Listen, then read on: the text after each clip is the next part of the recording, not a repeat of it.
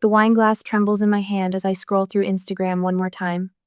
My sister's post stares back at me, mocking in its simplicity. Just family this year. 8 smiling faces gathered around my mother's antique dining table. The table I helped refinish last spring. My stomach lurches. The untouched food on my own dining table sends waves of vanilla and cinnamon through my half-decorated living room. 8 place settings, 8 chairs. 8 Christmas stockings hanging from my mantel, each one personally embroidered over the years. 8 years of hosting Christmas Eve dinner. 8 years of coordinating everyone's schedules, dietary restrictions, and gift preferences. 8 years of my home being the heart of our family's holiday tradition. Until tonight. I zoom in on the photo, my thumb shaking against the screen. There's my mother's signature pecan pytha, one she taught me to make when I was 12, the recipe I later taught Jessica. The crystal punch bowl grandmother gave me sits center stage, filled with what can only be my cranberry wassail, even the tablecloth. My breath catches. The vintage lace tablecloth I've been searching my storage boxes for all week. Still good for Christmas Eve at your place? My text from 2 weeks ago floats in the family group chat, blue bubbles marked seen by everyone. No responses. Just those little read receipts staring back at me. I take another sip of wine, remembering the signs I chose to ignore. Mom's vague, "Oh, we'll see about the extra turkey," when I mention shopping. Jessica's sudden fascination with grandmother's old ornaments, the ones I carefully wrap in tissue paper each January. Andrew's odd question last Sunday. "You've been hosting forever, sis. Don't you need a break?" Dad's comment about changing things up echoes in my mind. The family chat going silent when I asked about arrival times. The pieces slot together like a puzzle I never wanted to solve. My hands move on autopilot, opening my photo gallery. 8 years of Christmas Eve scroll past. Last year, Andrew's boys sprawled on my floor, wrapping paper everywhere. Jessica announcing her promotion over dessert. Mom and Dad slow dancing by the tree after everyone else had gone to bed. The phone slips from my fingers onto the couch. My feet carry me upstairs to the attic, each step heavier than the last. The boxes labeled Christmas decor in my careful handwriting sit exactly where they always do, except they're empty. Not just the tablecloth. The vintage ornaments, the punch bowl, the special serving platters. All borrowed, none returned. My thumb hovers over Mom's contact photo. The call connects, rings once, twice, straight to voicemail. I try again, voicemail. A third time, the same artificial chirp of her automated greeting. The tears come slowly at first, then in a rush that burns my cheeks. My reflection in the attic window shows a woman I barely recognize, mascara tracking down her face. But something else catches in my throat, rises in my chest. A laugh, sharp and unexpected. 8 years of Christmas Eve dinners. 8 years of making sure everyone's favorite dishes appeared on the table. 8 years of remembering that Andrew's oldest is allergic to walnuts, that Jessica needs gluten-free options, that Dad's blood pressure means watching the salt. 8 years of being the reliable one, the responsible one, the one who makes everything perfect. I stand up straight, my reflection sharpening in the window. The Christmas lights from my half-decorated tree downstairs cast colorful shadows across my face. 8 years of carrying everyone's expectations, their comfort, their traditions. My feet move with purpose now, down the stairs to my bedroom. The suitcase under my bed slides out easily, the good one. The one I bought for a trip to Europe that I canceled when Jessica needed help planning her wedding. My phone buzzes. The family group chat explodes with messages. "Where are you? The turkey's overcooked. Mom's upset. Are you okay? This isn't like you, Elaine." My fingers type out a message. "Enjoy your Christmas. I've decided to enjoy mine." The delete button glows beneath my thumb. 8 years of trying to make everyone happy. 8 years of putting myself last. I open my laptop instead. The travel website loads, bright and inviting. New Orleans, one-way ticket, Christmas morning arrival. For the first time in 8 years, I choose myself. Would you have sent that text or disappeared without a word? Tell us in the comments what your first move would be after such a discovery. My suitcase lies open on the bed, a blank canvas waiting to be filled. For once, I don't reach for the beige sweater or the practical black slacks. Instead, my hands find the crimson blouse I bought 3 months ago, tag still attached, the emerald silk pants my sister called too bold. the golden scarf I never dared to wear. The Christmas tree blinks behind me, casting kaleidoscope shadows across my bedroom walls. Red, green, gold, colors I've denied myself, always afraid of taking up too much space. My phone buzzes on the nightstand, another family message. I don't look. Instead, I fold each bright piece with precision, building a rainbow of rebellion in my luggage. No more invisible clothes for invisible Elaine. The Uber app confirms my ride. 20 minutes. Time enough to write a note if I wanted to. Time enough to call mom to smooth things over like I always do. My fingers hover over the phone, muscle memory of a lifetime of making peace. But peace at what price? I zip the suitcase with finality. The Christmas tree lights reflect in my bedroom mirror, catching my eye. The woman staring back looks different, already spine straighter, chin higher. I turn them off and take my baggage, then leave the room. I am waiting for the Uber in the kitchen. My phone stays on the kitchen counter when the Uber arrives and we head off to the airport. The airport on Christmas Eve splits people into two tribes, the frantic and the serene. Parents wrestling over stuffed bags, children crying over dropped candy canes, teenagers rolling their eyes at both. But here I am, walking against the tide of holiday chaos, calm in my crimson blouse and quiet certainty. Solo Christmas trip? The desk agent's smile holds no pity, just warm curiosity as she checks my ID. Yes, the word comes out stronger than I expect. She types, then looks up with a conspiratorial wink. Premium economy just had a cancellation. Merry Christmas. The upgrade feels like a sign. Or maybe just the first gift I've received this season that doesn't come with strings attached. An hour later, on the plane, the couple next to me settles in with the comfortable synchronization of decades together. The woman, silver hair elegantly coiffed, notices my hands clenched in my lap. First time flying alone on Christmas? She pulls a flask from her purse. Bourbon? I laugh, surprising myself. Is it that obvious? My dear, I've spent enough holidays alone to recognize the look. She pours a splash into my ginger ale. But you know what? Those turned out to be some of my favorite Christmases. I'm Catherine, this is Robert. We're headed to our favorite city. Elaine. I sip the spiked ginger ale, warmth spreading through my chest, and New Orleans is new for me. Oh, you must join us for beignet tomorrow morning. Catherine pats my hand. No one should eat alone on Christmas. Robert nods sagely. Unless they want to.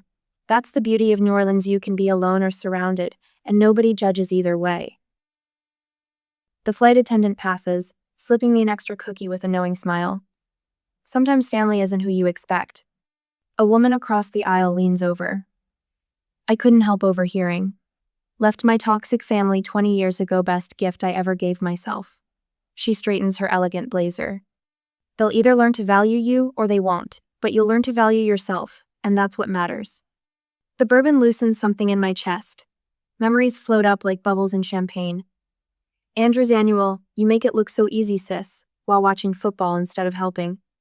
Jessica arriving empty-handed to every holiday, but leaving with carefully packed leftovers in my good Tupperware never returned.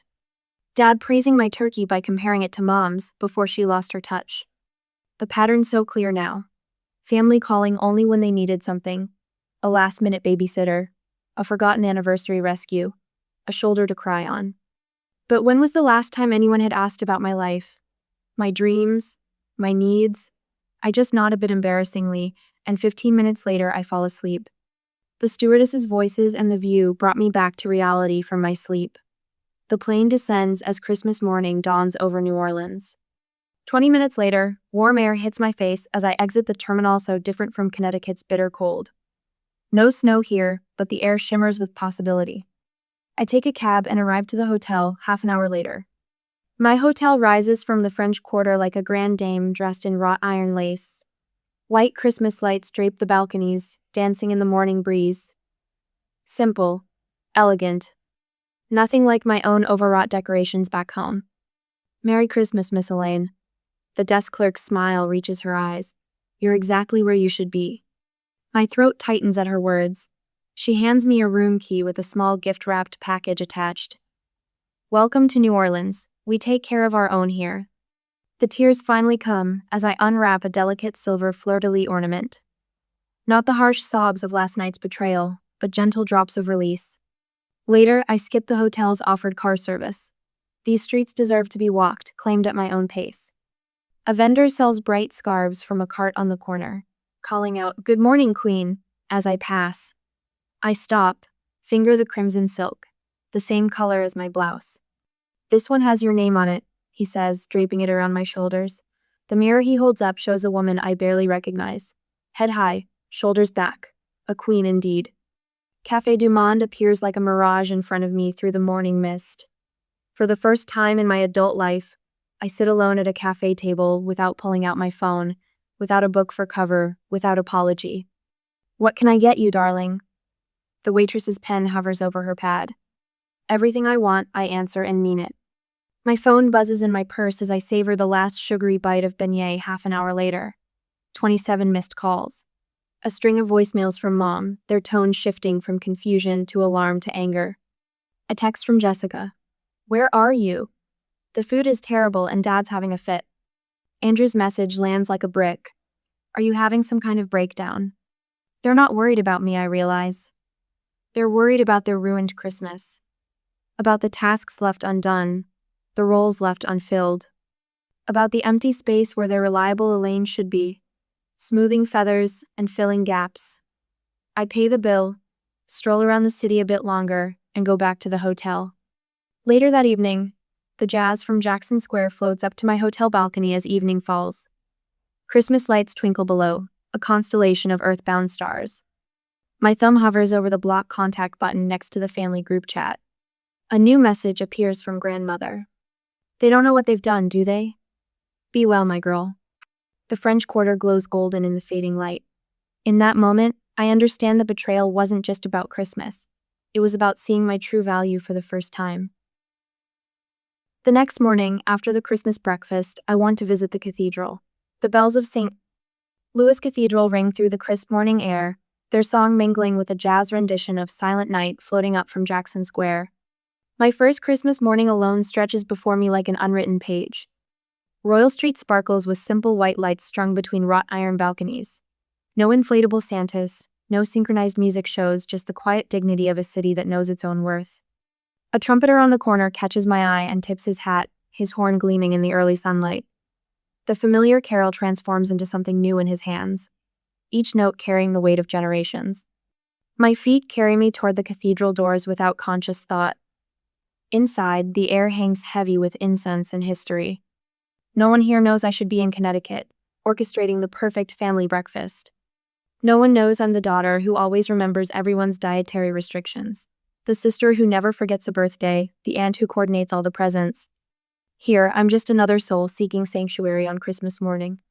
"Welcome, child." An elderly usher presses a program into my hand, her smile warm and uncomplicated. No questions about why I'm alone, no pitying glances, just welcome. The wooden pew creaks as I sit, and for the first time in 8 years, I don't have to worry about saving seats or managing personalities or mediating tensions. The freedom of anonymity wraps around me like a blanket. First time in New Orleans? The whisper comes from my left, where a woman about my mother's age sits clutching a well-worn prayer book. Her silver hair catches the light from the stained glass windows. "Is it that obvious?" The words slip out before I can stop them. "Only because you're actually listening to the music instead of treating it like background noise." She extends her hand. "I'm Martha. My kids are at their in-laws this year." Elaine. The name feels different here, lighter somehow. "I'm taking a different approach to Christmas this year." Martha's knowing smile tells me she hears everything I'm not saying. "Best decision I ever made was spending Christmas in New Orleans 10 years ago.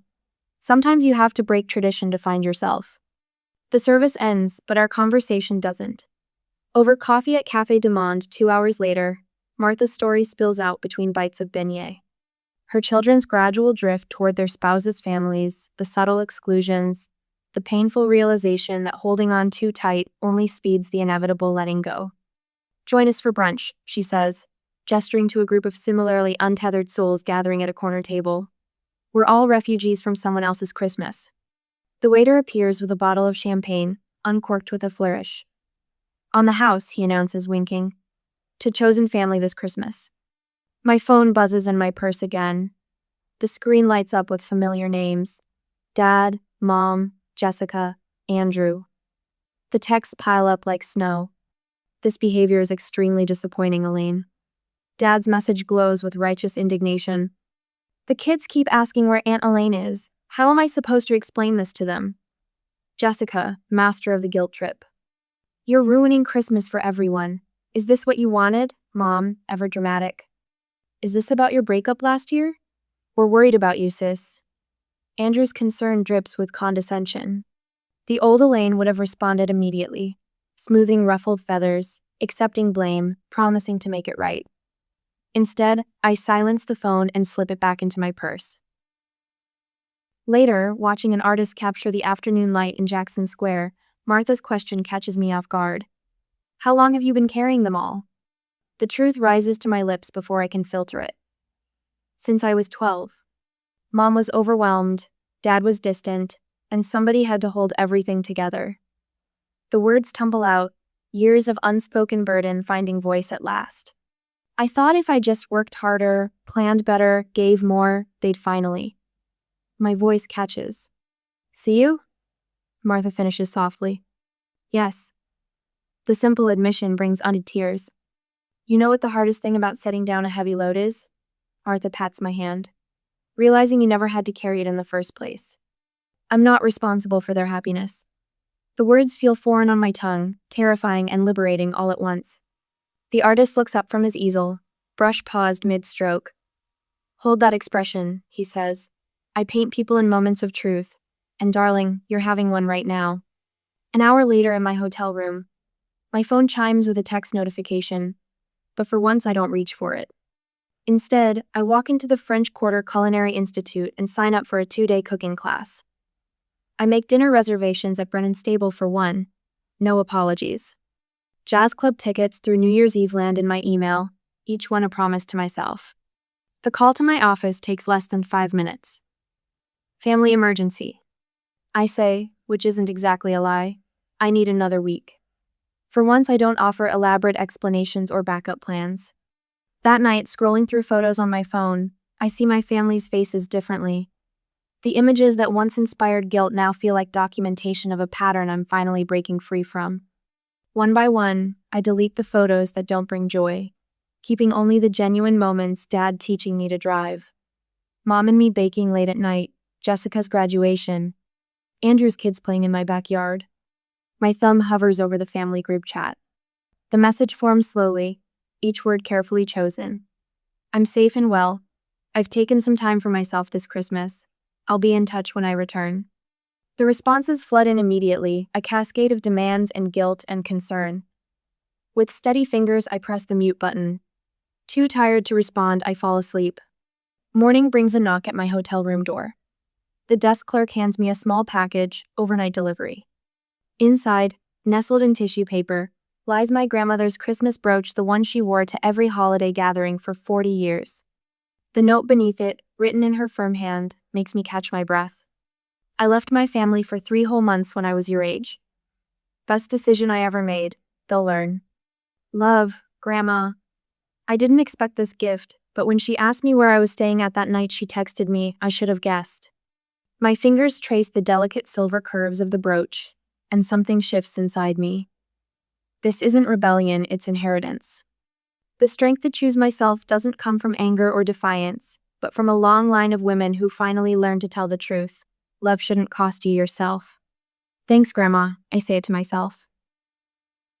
The next day at the cooking class, the steam rose from the roux as I stirred, my wrist moving in the figure-8 motion Chef Antoine had demonstrated.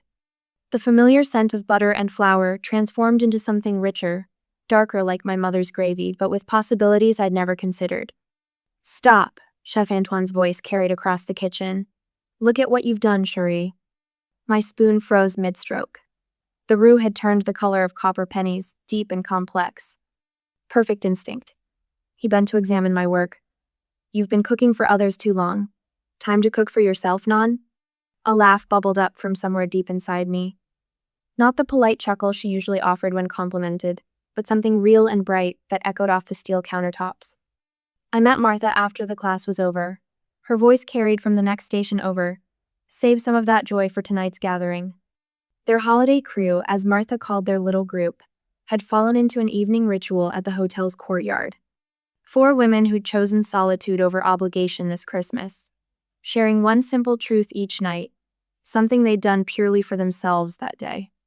The French Quarter had wrapped itself around me like a familiar shawl. Shop owners nodded as I passed, calling out greetings. "Morning, Miss Elaine," from the coffee shop owner. "Those earrings suit you," from the antique dealer who'd sold them to me yesterday. My phone buzzed. Jessica's name lit up the screen, along with a voicemail notification. My finger hovered over the delete button, but Chef Antoine's words about instinct echoed in my mind. I pressed play. "It's been awful without you." Jessica's voice cracked. The turkey was so dry. Nobody remembered which presents went to which kids. Mom keeps crying in the bathroom. I didn't know. I never realized how much you actually did. 3 more messages followed. My mother confessing the green bean casserole had burned. My father's gruff attempt at reconciliation. "Your sister just doesn't have your touch, honey." Andrew admitting his boys had fought over dessert, no one knowing how to mediate like I always did. A text from grandmother made her smile. "They're learning what you actually did all these years. About time." At another class the next day, the copper-colored roux bubbled, demanding attention. I added the trinity of vegetables, the sharp knife fork I'd learned in yesterday's class, making quick work of the onions, celery, and bell peppers. No tears this time, another small victory. Later that evening at my room, when my phone displayed grandmother's familiar contact photo, I answered on the first ring. "You sound different," grandmother said instead of hello. "I am different." "Good, now tell me what you need to say." The words came easier than I expected. It wasn't about the party. They could have asked me, talked to me. Instead, they just took. Like always. "They took you for granted because you let them, sweetheart." Grandmother's voice held no judgment, only understanding. Sometimes love needs teeth. I touched the brooch, pinned to her blouse, grandmother's Christmas gift. "I'm not ready to talk to them yet." "Then don't." And she hung up. My phone chimed with a group message. Jessica again. "We're booking flights to New Orleans. All of us. We'll make it right." My fingers moved across the screen, typing with a certainty that surprised her. "No. I'll see you when I return as planned." "But we want to make it up to you." Jessica's response came instantly. "This time is mine. Please respect that." The silence that followed felt like victory. Walking past a shop window later that night, I caught my reflection and stopped. The woman looking back stood straighter, her shoulders relaxed instead of braced for everyone else's burdens. The red scarf she'd bought her first day here blazed against her white blouse, grandmother's brooch catching the afternoon light. "You've changed." The street artist who'd sketched her last week nodded toward his easel. "Look." 2 sketches sat side by side. The first showed a woman wound tight as a spring, smile careful, eyes searching for approval. The second, today's, captured something else. Something free. "I'll take them both," I said, reaching for my wallet. That evening, curled in the hotel's wrought iron chair, I opened her laptop. The confirmation for her Easter flight to Santa Fe next year appeared in her inbox, another family gathering she'd always organized. Not again. My journal lay open beside me, pages filled with clear, firm boundaries. Another dinner with Martha, who lived closer than she'd realized. A cooking class she might host not out of obligation, but joy. Ground rules for future family events. I wrote in careful letters. Gifts freely given, not taken for granted. 20 minutes later, my phone buzzed with my return flight confirmation. 2 days until I faced my old life with my new boundaries. Martha's words from dinner echoed in her mind. "Remember, you're the one who sets the price of admission to your life now." I rearranged my suitcase, suddenly aware of how different its contents were: bright colors instead of neutral peacekeeping clothes, cookbooks bought for pleasure instead of service, the twin sketches carefully wrapped in tissue paper. As I zipped it shut, a question surfaced. Would I even fit back into the life I'd left behind? The answer, I realized, didn't matter. That life would have to expand to fit my now. The morning sun filtered through wrought iron as I stood on my final New Orleans balcony, watching the city wake. My journal lay open beside a half-empty coffee cup, its pages filled with 8 years of revelation, 8 years of carrying everyone's expectations, 8 years of making myself smaller to make room for their comfort. Martha's number glowed in my contacts under a real family, while grandmother's brooch caught the light from where I'd pinned it to my new red scarf. The metal felt warm against my collarbone, a constant reminder of her message. Freedom looks good on you. I thanked her and called the cab. It was time to go home. The driver arrived 10 minutes later and helped put my baggage into the trunk. Going home, ma'am. The driver glanced at me in the rearview mirror as we pulled away from the French Quarter. I met his eyes, surprised by the steadiness in my own reflection. Something like that. During the flight, I fell asleep, and when the stewardess's voice gently woke me up, we were ready to land. I collected my luggage, arranged the Uber, and headed back home. My house stood exactly as I'd left it when I returned a museum of the moment everything changed. Half-hung garland draped the banister. The dining room table remained set for 8, fine china gathering dust, platters of spoiled food marking time like a clock stopped at the moment of impact. 3 gift baskets crowded my front porch, their cellophane wrapping rustling in the winter wind. Apology offerings wrapped in plastic and ribbon. I left them where they sat. They came by every day looking for you. Mrs. Chen next door watered her winter pansies, her voice carefully neutral. Your mother cried on Tuesday. I nodded, fitting my key into the lock. The door closed behind me with a satisfying click, sealing me inside my quiet space. I had exactly 47 minutes to shower and change before they arrived. Mother's text had warned me they were coming, whether I wanted them or not. They showed up 10 minutes early. Mother clutched her famous reconciliation casserole, one she always made after major family fights, layers of pasta and cheese designed to smother hurt feelings under comfort food. Jessica's eyes were red and swollen, though I noticed her mascara remained perfectly applied. Andrew stood slightly behind them, hands shoved in his pockets, while Dad lingered by the car, as if unsure of his welcome. I opened the door wider. Come in. The words came out calmer than I expected. But I won't be serving anything. Mother's steps faltered at the dining room threshold. The abandoned holiday table stood as silent witness, each empty chair an accusation. Jessica's hand flew to her mouth. We were so worried. Jessica's voice wavered with practiced precision. Nobody knew where you'd gone. You weren't answering your phone, Andrew thought. We thought. I had some kind of breakdown? I pulled my journal from my bag, its pages dog-eared and marked with colored tabs. That's what you all assumed, wasn't it? That steady, reliable Elaine had finally cracked under the pressure none of you noticed she was carrying. Andrew cleared his throat. Look, sis, we understand you're upset, but disappearing like that, it wasn't healthy. We should talk about getting you some help. Everyone miscommunicates sometimes. Dad finally stepped inside, his shoes squeaking against the hardwood. We could have handled things better, but 8 years. I opened the journal, my finger finding the first marked page. 8 years of coordinating everyone's schedules. 8 years of remembering Andrew's boys can't have walnuts, that Jessica needs gluten-free options, that Dad's blood pressure means watching the salt. I flipped to another tab. 8 years of storing decorations, updating recipes, buying backup presents, just in case someone brought an unexpected guest. My voice remained steady as I read each notation. Years of unspoken resentment distilled into neat lists of bullet points and dates. The room grew heavier with each turned page. I don't need an apology. I closed the journal, meeting each of their eyes in turn. I need change. Mother set her casserole on the coffee table, her hands twisting her wedding ring. Sweetheart, we never meant. I'll host when I choose to, not by default.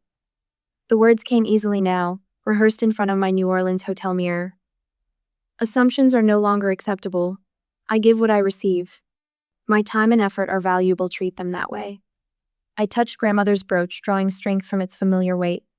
I love you, but I love myself too. The silence stretched until Jessica's perfect mascara finally smeared with real tears.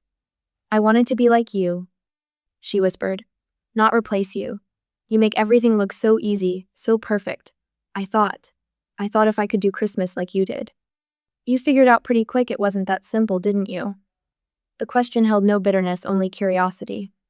The turkey was raw in the middle. Jessica sank onto my couch. Nobody could find the right presents because you usually label everything. Half the decorations didn't make sense because you know where all the special pieces go. She looked up, makeup streaking her cheeks. How do you do it every year? She shouldn't have to. Suddenly, the voice came from my front door, where grandmother stood framed in winter sunlight. My support. The only support all this time. She winked at me, her own ancient brooch glinting at her collar. Elaine hosted for 8 years. I think the rest of you can manage the next 8. Mother's hand flew to her throat. Dad's shoes stopped squeaking. Andrew's posture shifted from concerned older brother to chastised grandson in the space of a heartbeat. I'll take next Christmas. Jessica straightened, wiping her eyes. With Elaine as my guest of honor, I'll even label the presents properly this time. We didn't know how much work it was until it fell apart. Mother's voice cracked. She reached for the casserole, then stopped herself. None of us knew. We just assumed. That's the problem, isn't it? Grandmother settled into my favorite armchair, her eyes sharp as she surveyed her gathered children and grandchildren. All that assuming. All that taking. Never thought to look at what you were using up, did you? The family that had celebrated without me now couldn't imagine celebrating without appreciating me. I touched my grandmother's brooch again, feeling its warmth spread through my fingers. The next gathering would be different. They would be different. Or they wouldn't be gathering at all. I set my boundaries, they respected them, slowly adjusting to my new conditions. Things were much better after a year. A year later, the smell of roasting turkey wafts through Elaine's kitchen. But for once, she isn't the one checking the oven. Her mother and Jessica work in tandem at the counter, their matching aprons spotted with cranberry sauce. Through the doorway, Andrew's voice rings out from the living room, where he leads his kids in a rousing game of charades instead of watching football on the couch. Elaine lifts her wine glass and catches her reflection in the window. The woman staring back wears grandmother's brooch on a jewel-toned blusino, more hiding in beige and gray. A year ago, she sat alone in this same spot, scrolling through Betrayal on her phone. Now her father walks past carrying a tray of glasses, his sleeves rolled up, actually serving instead of being served. Don't even think about helping, she imagines Martha calls from her perch at the kitchen island. Her presence feels right here, even though she's not, like she's always belonged. You've done enough hosting for one lifetime. Jessica looks up from the sweet potatoes, her hands coated in brown sugar and butter. I still can't believe how you spice these. The recipe you brought back from that New Orleans cooking class changed everything. Speaking of New Orleans, their mother pauses in her gravy stirring. I was hoping you might teach me those beignets you learned. The ones you made last month were better than mine ever turned out. Elaine takes a slow sip of wine, savoring the request. A year ago, her mother would have bristled at any suggestion that someone else's cooking could surpass her own. I'd love to show you. Maybe next month? The front door chimes and her father's voice carries through the house. Ruth's here. Grandmother sweeps in, elegant as always in her winter white wool coat. Her eyes find Elaine immediately, approval warming her face. Now this is how Christmas should look, she says, taking in the scene. Everyone pulling their weight for once. Andrew emerges from the living room, his youngest perched on his shoulders. Toast time. He raises his glass.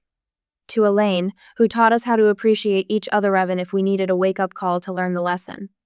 Heat pricks behind Elaine's eyes. She watches her family gather, really seeing them. Jessica, who once competed for attention, now asks real questions about Elaine's experiences. Their mother, who taught her that women should give until empty, whispers close to her ear during dessert. I raised you to give too much. I'm sorry. The walls of her home hold different memories now. Not just of her carrying every burden, but of shared laughter, genuine connection, and the sweet relief of being seen. Elaine slips onto her front porch during coffee, pulling her phone from her pocket. The winter air nips at her cheeks as she types a quick message to Martha. They finally understand the price of admission. Through the window, she watches her family clear dishes without being asked. The sound of their laughter floats out, mingled with the clink of plates and the soft music from her carefully curated playlist. Love with Boundaries feels different, steadier, cleaner, more real. Back inside, the conversation flows around summer plans. Paris? Jessica leans forward, genuinely interested. Solo again, or want company this time? Solo, Elaine answers, no apology in her voice. But I might need a companion for the cooking class I'm taking in Provence after. You'll have to teach us everything you learn, their mother says, and Elaine hears the shift in her voice note demand. But request. Not expectation, but invitation. Grandmother's knowing smile gleams across the table. She's watched this transformation with the patience of someone who walked a similar path decades ago. Her fingers brush the edge of the family recipe book they'd gifted, her every contribution properly credited, every story honestly told. The Christmas tree lights catch grandmother's brooch as Elaine pins it to her dress. Tiny stars of light dance across the ceiling, so different from last year's half-decorated tree and cold, abandoned feast. Grandmother takes her hand, her grip still strong despite her years. "Freedom looks good on you," she murmurs, and Elaine squeezes back. A year ago, she sat alone in New Orleans, learning to choose herself. Tonight, she stands surrounded by family, who finally understand that love isn't measured in sacrifice. The greatest gift wasn't the one she gave herself last Christmas when she walked away. It was the permission to keep choosing herself, every day since. Looking around her full living room, Elaine knows the truth. She isn't the same woman who fled last Christmas Eve, and she never will be again. But more importantly, neither is her family. They've all learned that the price of admission to someone's life isn't paid in demands or expectations, but in respect, reciprocity, and the courage to change. The numbers on my laptop screen blur as I stare at the confirmation page. $20,000 transferred from my company account to my personal checking. My fingers hover over the keyboard, not quite believing what I'm seeing. 3 years of brutal hours, strategic career moves, and more sacrifices than I care to count, all culminating in this moment. My phone vibrates against the glass coffee table, my mother's name flashing on the screen. I consider answering, but the familiar knot forms in my stomach.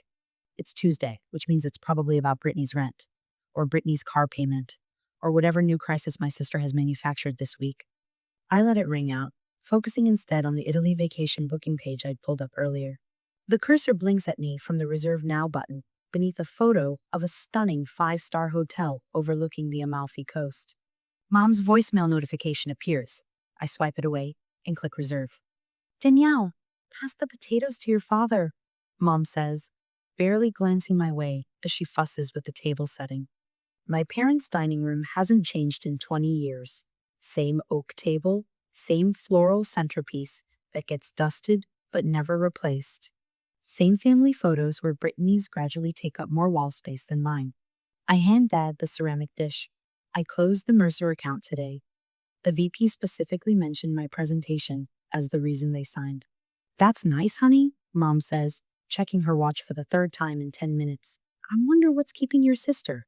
As if summoned by her name, the front door flies open. Brittany sweeps in, designer purse swinging from her arm, eyes already welling with tears. "You would not believe the day I've had," she announces, dropping dramatically into her chair. "My boss is such an asshole. He said my reports were late again, but it's not my fault. The system is so complicated." Dad immediately puts down his fork. "What happened exactly?" Mom reaches for Brittany's hand. "Are they treating you fairly? You work so hard." I take a sip of water, watching the familiar scene unfold.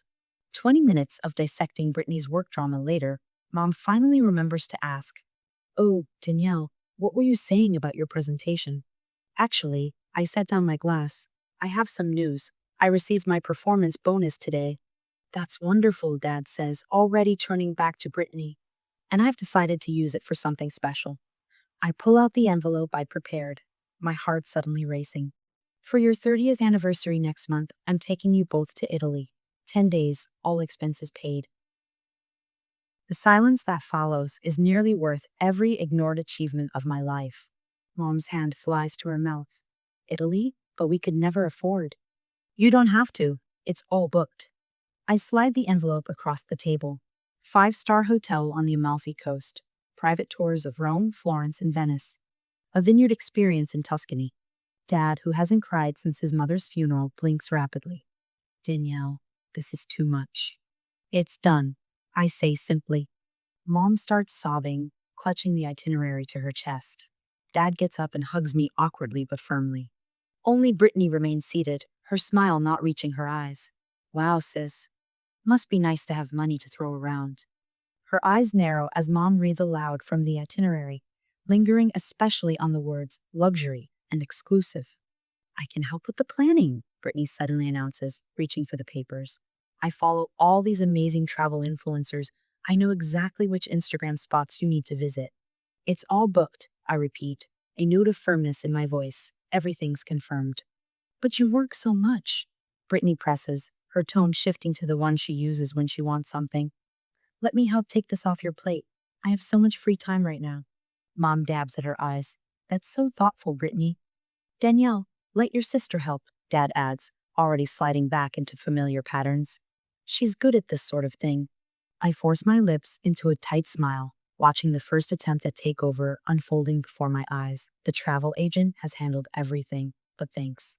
Later, as Mom serves dessert, I notice Brittany's phone out under the table, her manicured nails scrolling through images of Italian villas far more extravagant than the hotel I've booked. When I return from the bathroom, I catch her photographing the itinerary papers, angling her phone to capture every detail. In the hallway, I pause at the sound of her whispered phone call. You'll never believe where we're going. We? As I walk back to the table, I hear Mom telling Dad, the trip Danielle and Brittany plan looks amazing. I haven't even opened my mouth to correct her when my phone pings. The screen displays an email notification that stops my heart.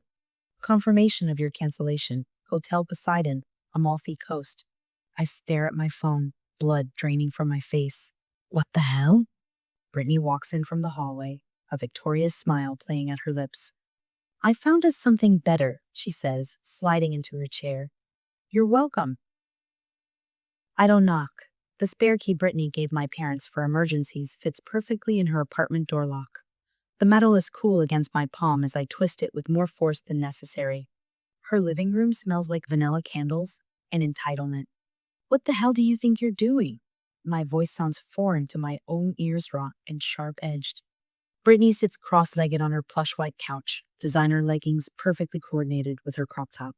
Her laptop now. My laptop screen displays my email account. She doesn't even have the decency to look surprised. How did you get into my account? I cross the room in 3 strides, slamming the laptop shut.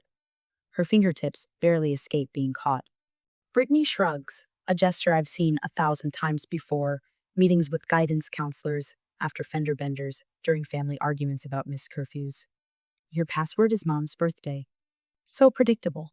The violation hovers between us. She says it like she's commenting on the weather, like breaking into someone's private accounts is no more consequential than borrowing lip gloss without asking. You hacked my email. Hack is such a dramatic word. She rolls her eyes, reaching for her phone. I was helping. You're welcome, by the way. Helping? The word sticks in my throat. By canceling my hotel reservation? That boring hotel? Brittany springs up, suddenly animated. She grabs her tablet from the coffee table, tapping the screen with glossy nails. Wait till you see what I found instead. The tablet displays a sprawling Mediterranean villa, infinity pool glittering against a backdrop of jagged coastline. It's admittedly stunning, the kind of place influencers tag in sponsored posts. See? Brittany's voice rises with excitement. Private chef, dedicated concierge, daily housekeeping. So much better than that cookie-cutter hotel you booked. My eyes catch on the price at the bottom of the screen. 12,000 euros per week. Almost 8,000 euros more than my original booking. You can afford it with your fancy bonus. She waves dismissively at my expression. Don't be so stingy. It's for Mom and Dad's anniversary. That wasn't your decision to make. My hands shake as I grab the tablet. You had no right to access my accounts, cancel my reservations, or spend my money. Brittany's face crumples on cue, eyes instantly brimming with tears. It's a performance I've witnessed since she was 3 years old. The practiced wobbling lip, the perfectly timed sniff. I was just trying to make it special, she whispers, voice catching. You always have to control everything. Before I can respond, my phone buzzes. A text from Mom. Family meeting at our house. Now, we need to talk about the trip. 30 minutes later, I walk into my parents' living room and know immediately I've been set up. Mom's eyes are puffy from crying. Dad's arms are crossed defensively. Brittany sits between them on the couch, her hand resting protectively on Mom's knee. Danielle. Dad begins using the same tone he employed when I came home past curfew in high school. Brittany explained what happened. Mom leans forward. Why are you being so controlling? Brittany was only helping. The betrayal is so swift I almost stagger back. She hacked into my email and spent thousands of my dollars without permission. The villa looks amazing, Mom continues as if I hadn't spoken. We're so lucky to have both our girls planning this. Dad nods. It's a once-in-a-lifetime trip. Why not go all out? Looking at their expectant faces, a realization crystallizes. This isn't just about the trip. This is about the roles we've played our entire lives. The responsible daughter is expected to provide. The favorite daughter gets to decide how it's spent. Later that night, alone in my apartment, I scroll through Brittany's Instagram with growing fury. Her latest post shows the villa photo with the caption, "So excited to surprise my parents with this dream Italy trip. Number best daughter ever. Number Italian getaway." The comments flood in. "You're such an amazing daughter. Your parents must be so proud. Can't wait for your Italy content." My phone pings with a notification. Brittany has tagged me in a post with @Danielle Sullivan, my assistant in planning this gift. I'm still staring at the screen when another notification appears.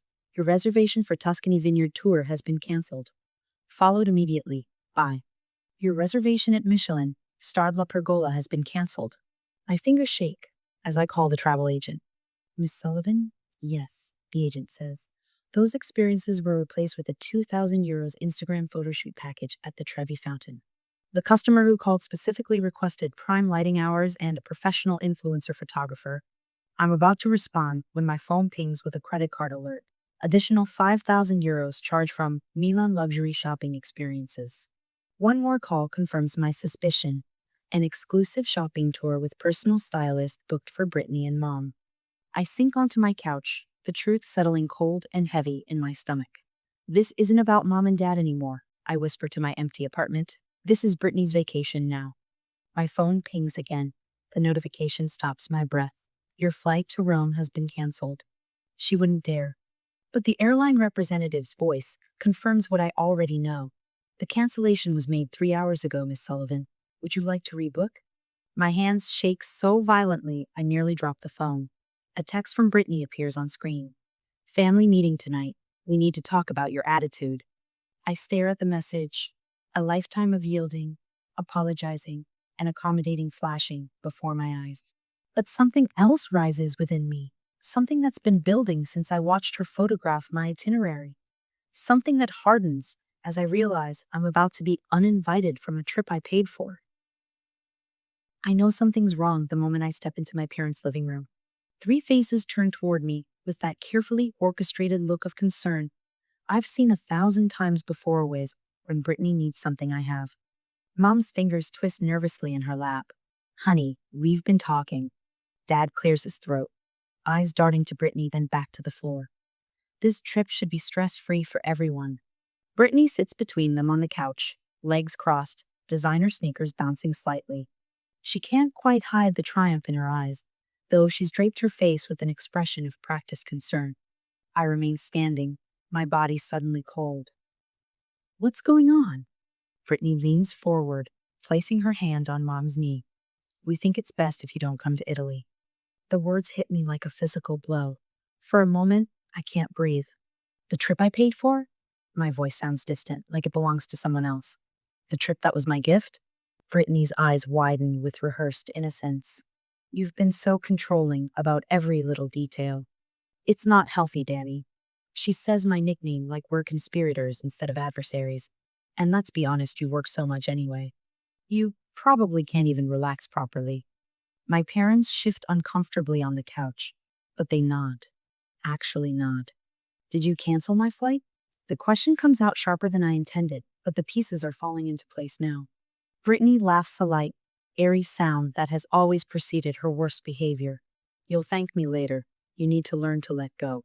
Brittany thought it would be easier this way.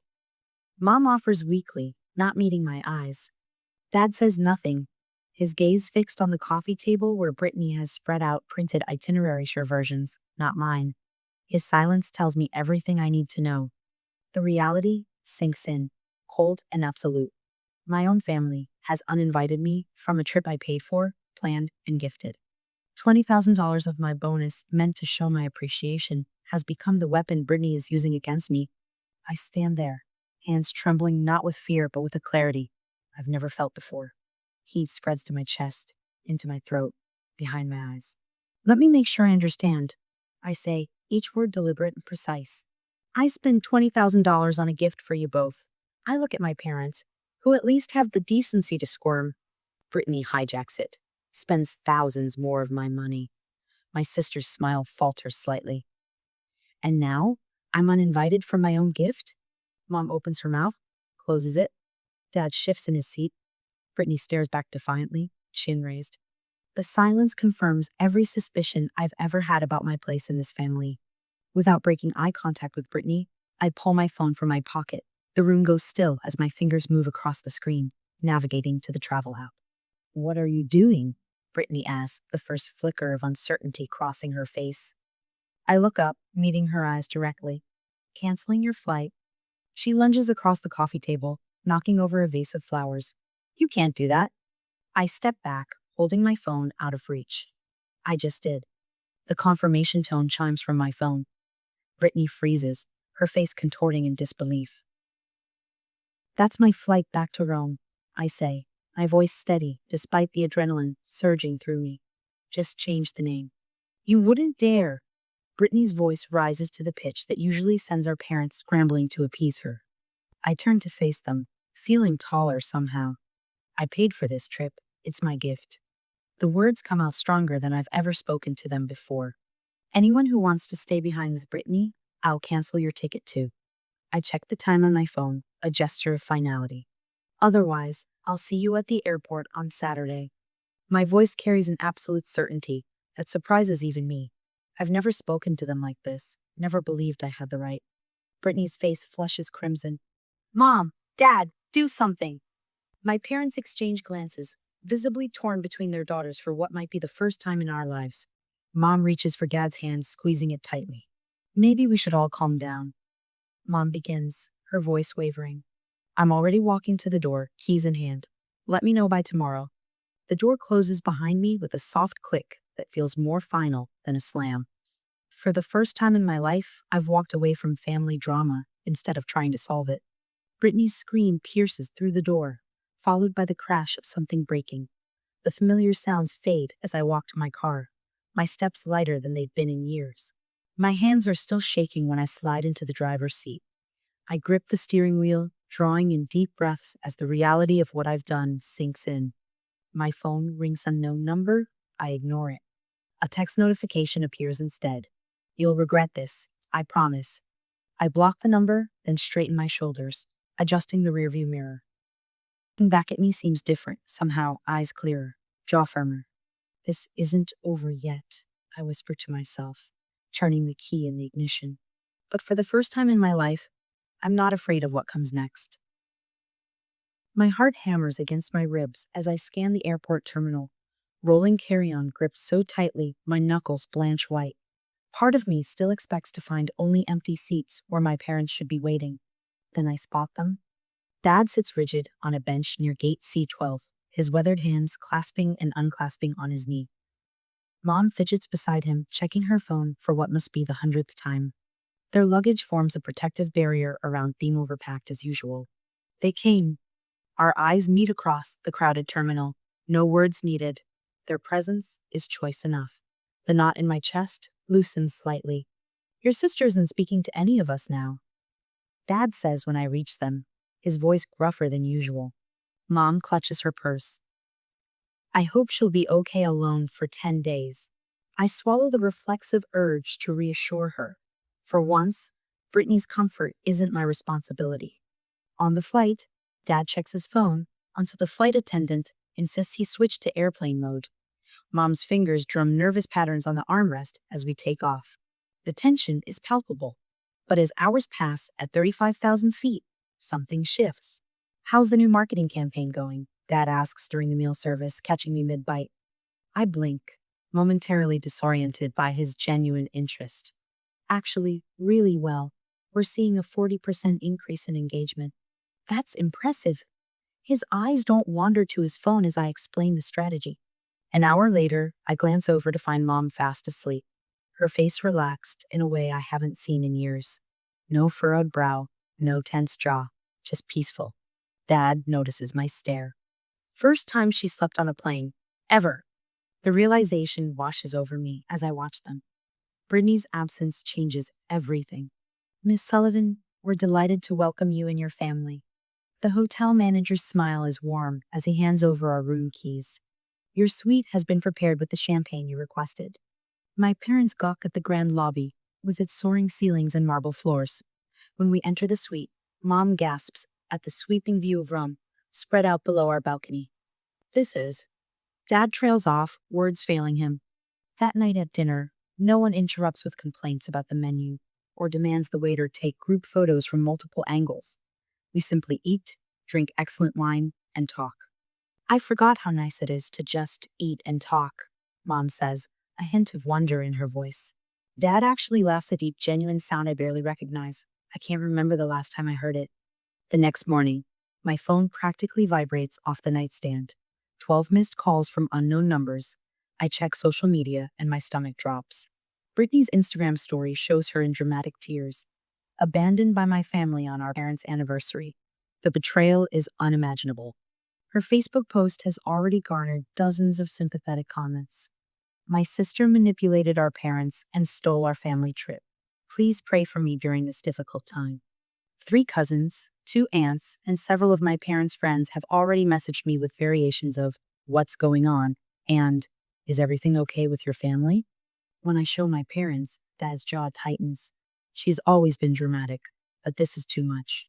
Mom stares at the phone, shoulders slumping. Then she straightens, a resolve I rarely see hardening her features. "Not dealing with this on vacation," Dad mutters, deleting the Facebook app from his phone. Mom follows suit, powering hers off completely. "For once, I just want to enjoy this beautiful place." Our first day touring Rome passes without constant photo stops or complaints about the walking distance. No one demands we reroute to a specific cafe seen on a celebrity's Instagram.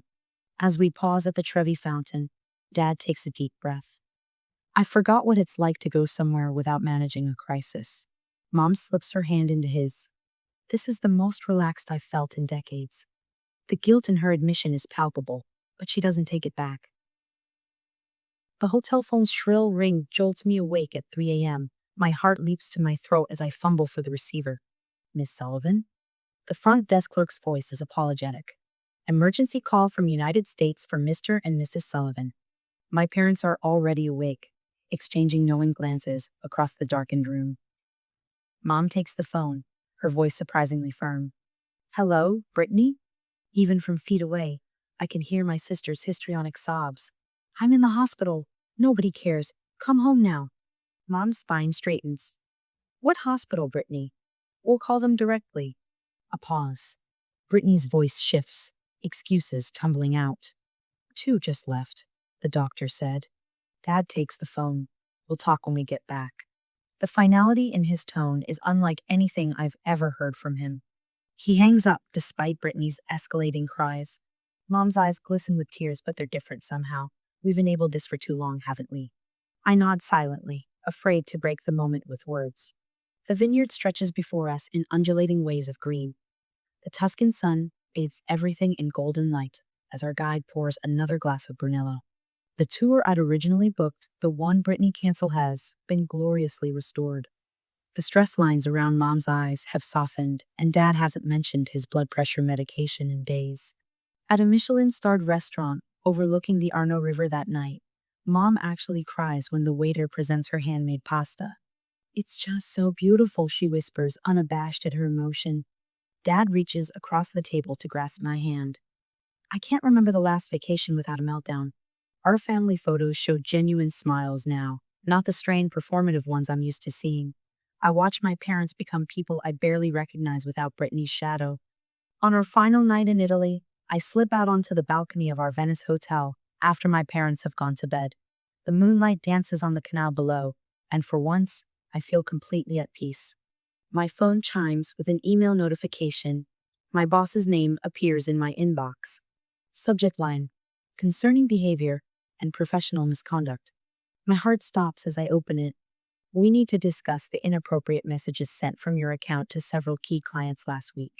I grip the balcony railing, the cool night air suddenly insufficient. The vacation might be ending, but Brittany's revenge is evidently just beginning. I rush through the revolving doors of Sullivan Tech Monday morning, caffeine barely touching the jet lag that clings to me like a shadow.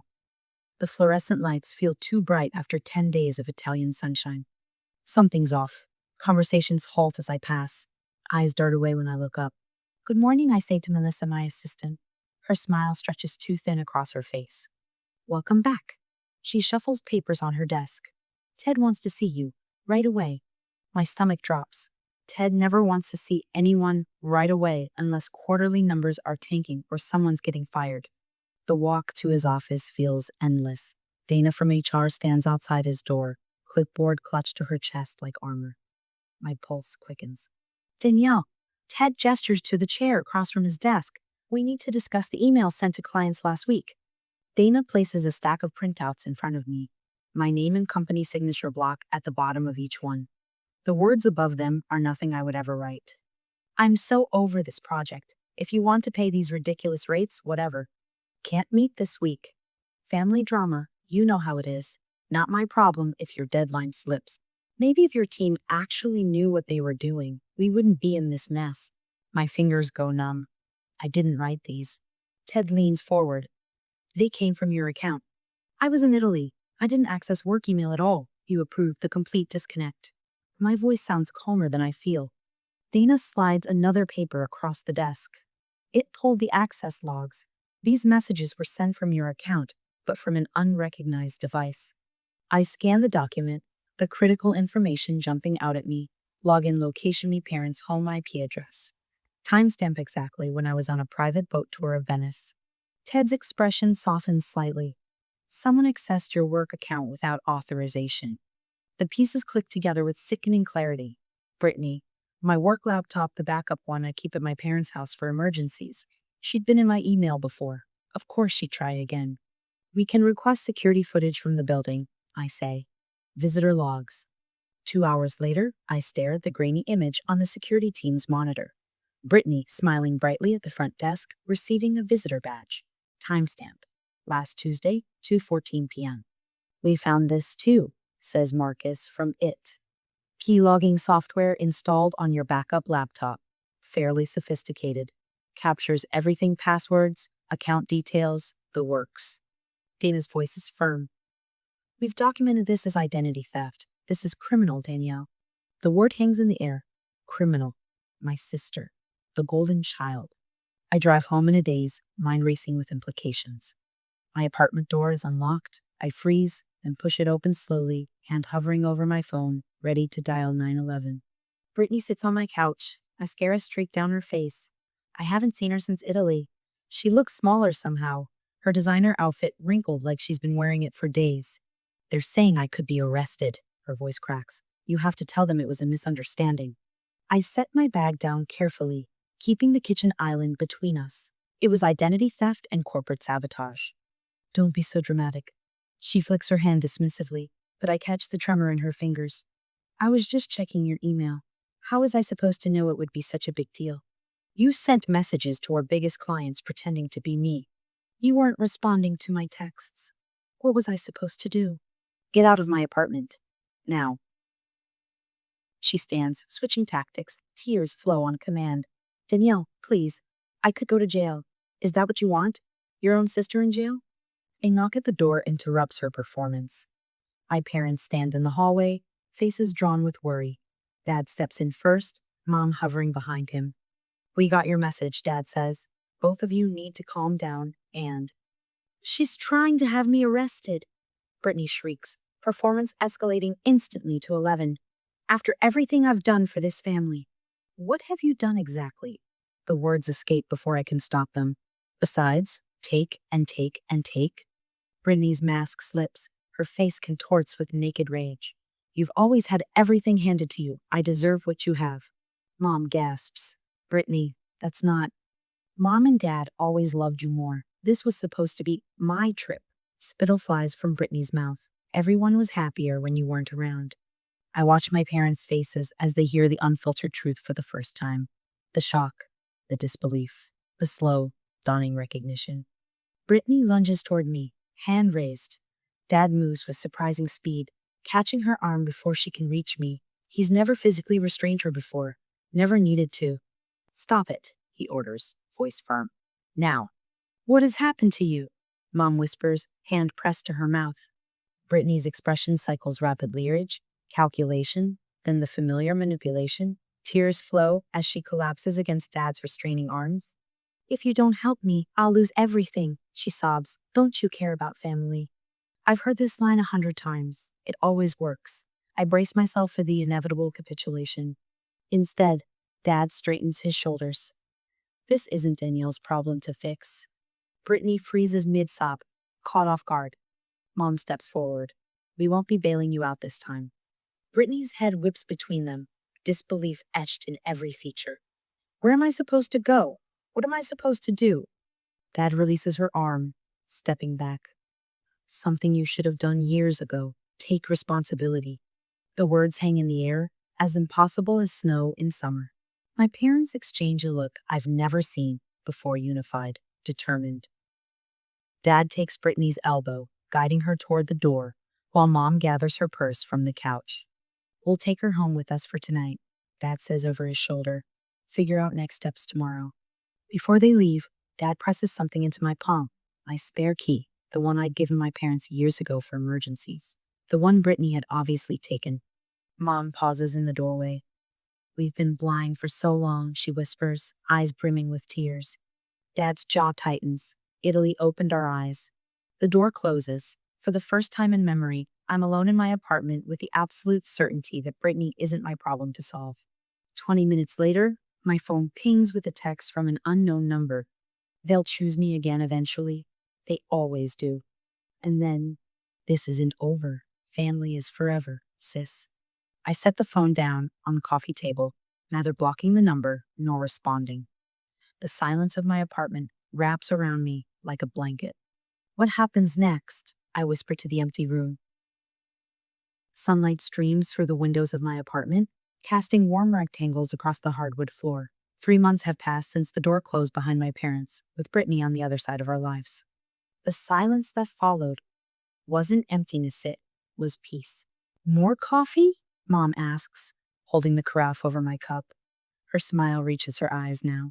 Something I'd forgotten was possible. Please. I push my mug toward her. Sunday brunch has become our ritual. Something simple, yet unimaginable. 6 months ago. Dad folds the newspaper he's been reading. Your sisters joined some wellness company, he says, his voice steady when mentioning Brittany. No tension ripples through the room. Selling supplements on Facebook. Calling herself a nutrition coach now. Mom doesn't flinch at the mention of her younger daughter. Instead, she just nods and passes Dad the plate of croissants. Dr. Levine says that's typical. New identity, new scheme. The family therapist's business card is still magnetized to my refrigerator, next to the announcement of my promotion. 8 sessions together, plus the individual ones I still attend bi-weekly. The work has been hard, but necessary. On my credenza sits a framed photo from Christmas, just the 3 of us in matching pajamas, looking slightly awkward but genuinely happy. No dramatic entrances, no tearful scenes, no walking on eggshells. Dad's blood pressure medication has been reduced, and the constant crease between his eyebrows has softened. I signed up for that watercolor class at the community center, Mom says, buttering her toast. The one I've been talking about for years. I'm about to respond when Mom's phone rings. She checks the screen, unknown number, and her eyes meet Dad's, then mine. We all know before she answers. Hello? Mom's voice is neutral as she puts the call on speaker. Mom? Brittany's voice sounds weak, fragile. The doctor's found something. I need to come home. The familiar script begins to play, but this time nobody rushes to panic stations. Mom's hand doesn't tremble as she asks, which hospital? We'll call them directly. A pause. They're running more tests next week. Brittany stammers. But I need to come home now. The stress is. Dad reaches for the phone. When you have actual medical documentation, call us. He ends the call, despite Brittany's rising pitch on the other end. Mom doesn't cry. She simply nods with the certainty of someone who's finally seen the truth. She'll try again with something new. She always does. My work therapist says these patterns can continue for years. I say, pouring more coffee. It's not about the content of the crisis, it's about maintaining control. Dad sighs. The support group I joined for parents of, well, manipulative adult children, they say the same thing. Mom reaches into her tote bag and pulls out a book with a dog-eared cover. Boundaries? When to say yes? How to say no? This may never completely end, she admits, but we can choose how we respond. We raise our coffee mugs in a toast to next weekend's cabin trip. Mom starts describing her plans for her upcoming birthday, while Dad mentions his retirement timeline, now possible without constant financial emergencies. I've been seeing someone, I say tentatively, just a few dates, but their genuine interest warms me more than the coffee. My phone pings with an email notification, and I allow myself a small smile when I see it's the bonus announcement. Smaller than last year, but substantial. Mom notices, planning another trip? I pause, considering. Actually, I say, this one's just for me. The delight in their eyes at my answer is worth more than any bonus. 2 weeks later, I settle into my window seat as the plane climbs through clouds. My phone lights up with a notification. A new Instagram account is following me, Brittany Healer, wellness coach and healing specialist. My thumb hovers over the block button for a moment. Instead, I simply close the app and turn off my phone. I slide on my headphones as the plane banks toward my chosen destination alone, unburdened and finally free.